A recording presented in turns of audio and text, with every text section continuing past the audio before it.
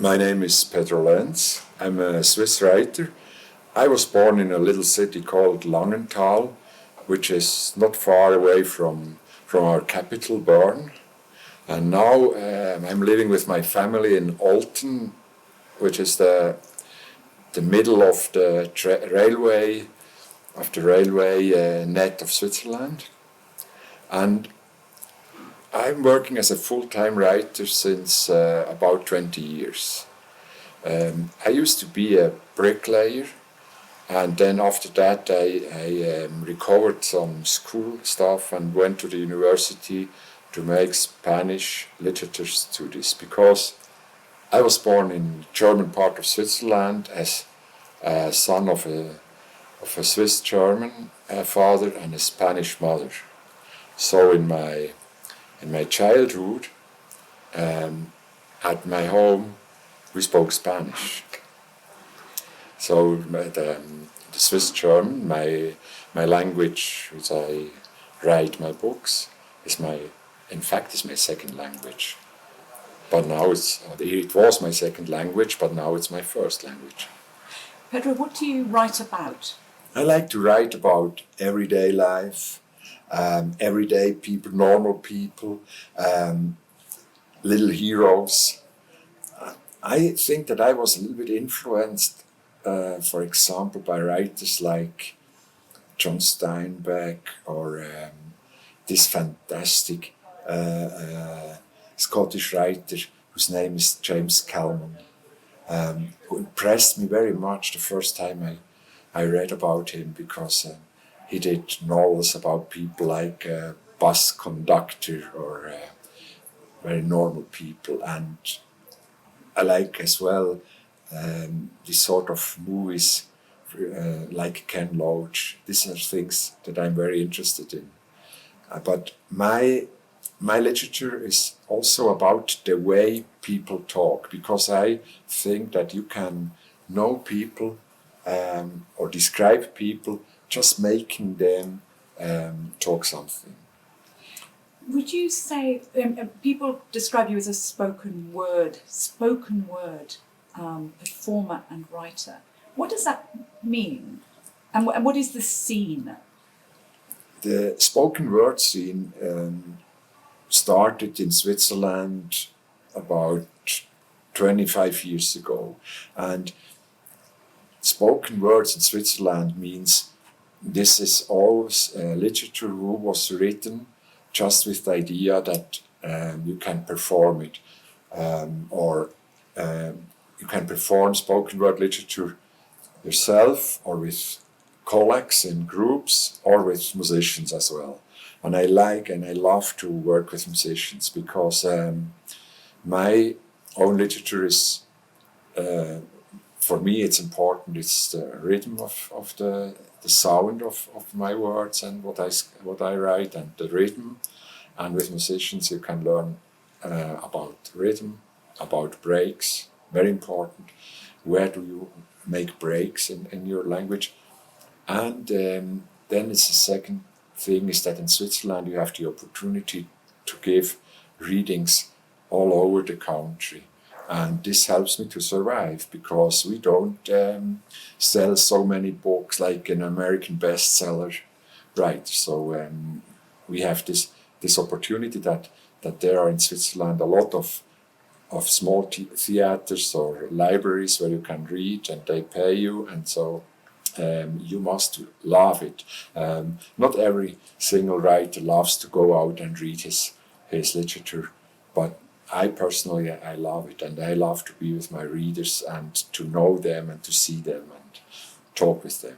I like to speak in Swiss German, which is my language, where my everyday language, and so I write in this Swiss German, because when I have a character in my novel and I want to describe him, and there are characters who say, for example, they repeat words. They say, ich bin ein Guter. This means I'm a good man. This repetition, or there are people in Swiss German. You have this sort of alliteration, for example. Du, der tut doch der Dino die Türe zu. It sounds like poetry, but it's just everyday speaking. Or when someone said, Sali Susan, Sali Silvio, so, and this, I heard this in everyday discussions, and then I think, oh, that's great. That's a great way to say something.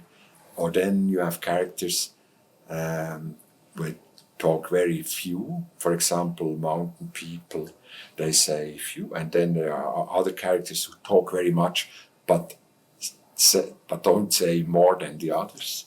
And that's a thing I observe. I like to observe people, and I never have a headphone when I'm traveling with the train, or in a cafe, or in a restaurant, in a pub. I'm always listening how people speak. For example, when I was 6 months in Glasgow in Scotland, by the way, a fantastic experience, I learned listening to the people and the rhythm they have. At the beginning, I didn't understand what they say, and then I was thinking about words. I was asking them, how do you call this? And they said, it's a table. So I thought, a table? Yeah, that's the word I know. But how is it possible that I can't understand the whole sentence? And then I remarked that it's about rhythm and about the melody of the sentence. So if an Englishman would say, how are you? The Scot loves to give some other words in it. So he says, how are you? How are you, big boy? And it's a little bit different. It's not just to give an information or to ask a question, but they like to add little words, like big boy, my friend, my brother, my son. And in Scotland, if someone is 5 years older than you, he calls you son. I love it. Is it possible to translate what you do?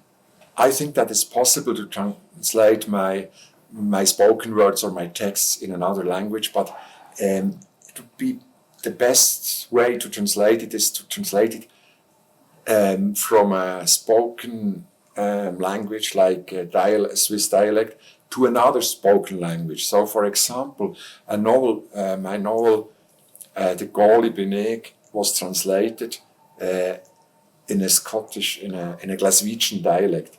And at the end, when we were in Glasgow presenting the translation, Glaswegian people said to me, why do you write about our city, about our boys? And I said, no, you must understand it. It's about the village where I grew up. And they said, no, we know these boys. And this means that the translation was so good that when they heard it, listened to it, they thought they were in Glasgow. I think what you like to do most of all is make people laugh. I've never seen Swiss people laugh so much. Do they laugh as much normally? I mean, you're a comedian. When I make readings, it happens often, or it happens suddenly, that people laugh. When I write, it's not, or when I have a reading, it's not my goal to make people laugh. My sense of humor is a little bit dry, or I don't know how to say it, but they laugh.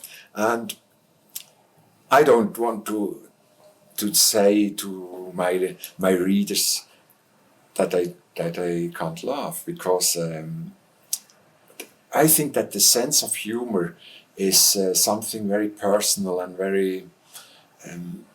So I'm not like I don't like stand-up comedy because I have the impression that it's like pressure if I go on a stage and I have to make people laugh. So what I do is I write my stories and they just laugh. But if they don't want to laugh, it's fine. It's no problem. And sometimes I have a reading and they're laughing all the time. And other times I have the same reading in another place and maybe almost no one will laugh. So I don't know why this happens, but it's not my first goal to make them laugh, but it's just my way to see the world makes sometimes people laugh.